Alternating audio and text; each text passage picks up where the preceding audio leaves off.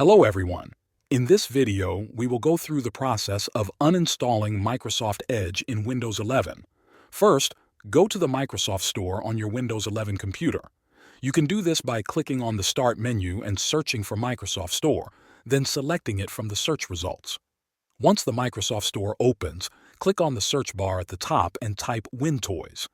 Make sure you select the correct application named WinToys from the list. It should be free to download. Click on the Get or Install button to start downloading it. Wait until the installation finishes before moving to the next step. When WinToys is installed, open it from the Start menu or directly from the Microsoft Store. The app has several sections that allow you to adjust system settings in Windows 11. On the left-hand side of the WinToys window, click on the section called Tweaks. This will open different options related to your operating system. Inside the Tweaks section, look for the option called System. Click on the drop-down menu of the system and enable Digital Market Act.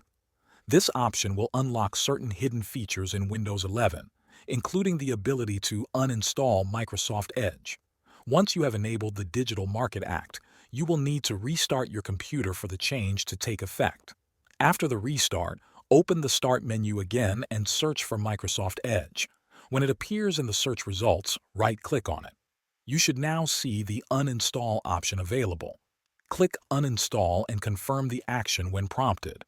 The system will then remove Microsoft Edge from your computer. Thanks for watching.